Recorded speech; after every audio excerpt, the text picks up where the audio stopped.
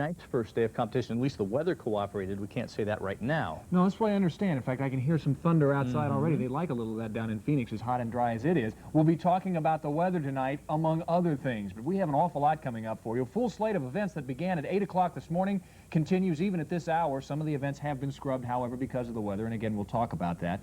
Venues all over the greater Spokane area. Here's just a look at some of the sports and athletes we'll be covering in the next 2 hours. Track and field will lead off our competition. We'll go live to the best of the running, jumping, and throwing in one of the oldest of all competitive sports, track and field. Washington State boasts Olympic champions in synchronized swimming.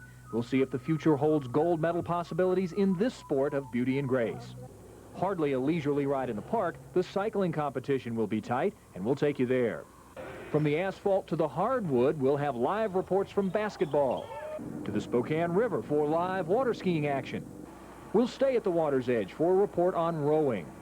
And rounding out our coverage on day 3, we'll take you live to the championship game in softball and even find time to explain the sport of orienteering.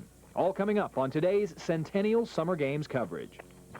Now, as you can see from those pictures, it was very nice here this morning, but as the weather can do here in Spokane, it has changed, and in a hurry. It has become very, very blustery. And take a look at Ron Callan from Cairo TV live at Spokane Community College at the track and field venue. And Ron, a little damp and a little loud right now. Yeah, this morning we were basking in the sun out here at Spokane Community College, but right now a spectacular summer thunderstorm has moved through the area.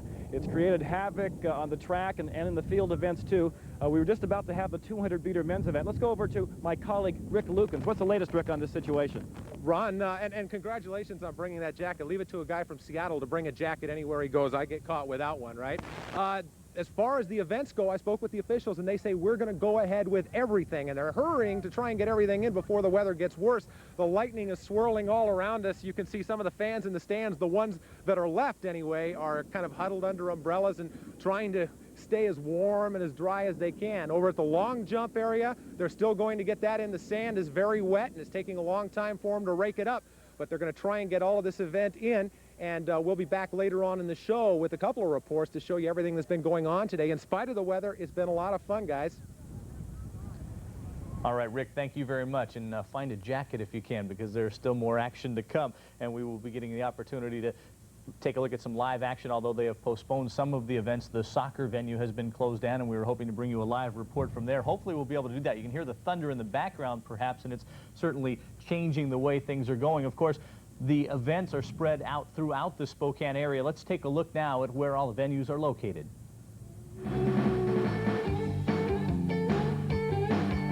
Spokane Community College plays host to track and field and some basketball.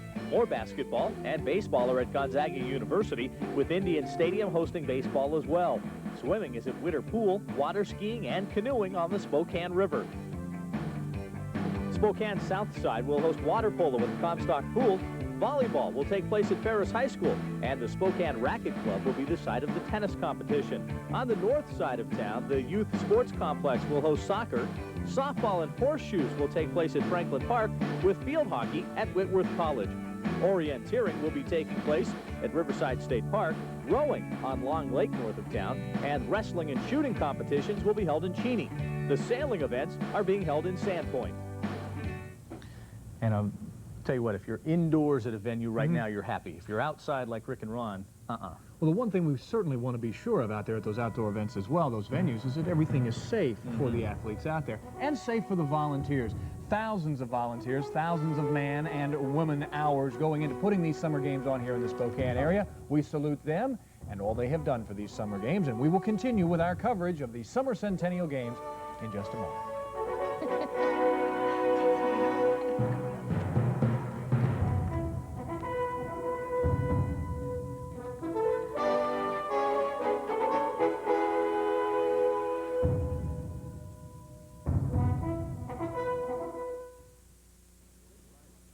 The Washington Centennial Summer Games, brought to you by Medical Service Corporation, innovative healthcare coverage that works, and by Weyerhaeuser, maker of quality building materials and paper products for home and business, and by Seafirst. For over 100 years, Seafirst has been committed to the people and places of Washington. Here's to the next 100 years. There's one company with the right health plan for you. Medical Service Corporation offers coverage designed for the way you live, with the benefits you want at affordable prices. From traditional healthcare coverage to the preferred plan, select plan for individuals, and HMO Washington, MSC's got the benefits you want and the choices your busy lifestyle demands. MSC has the right plan for you. Medical Service Corporation, a Blue Shield plan. When Mount St. Helens erupted on May 18, 1980, it seared the very life out of the land. There was hardly a bird, animal, or fish that survived the blast zone. Weyerhaeuser went to work immediately on its tree farm site, clearing and replanting. 18 million seedlings. 8 years later, some of the fir trees are 20 feet tall, green and growing. And how about the wildlife? The elk are back. The songbirds are thriving. The rivers are clean and clear. And the steelhead are coming back to spawn. All possible when we give Mother Nature a helping hand with our most precious renewable resource, trees.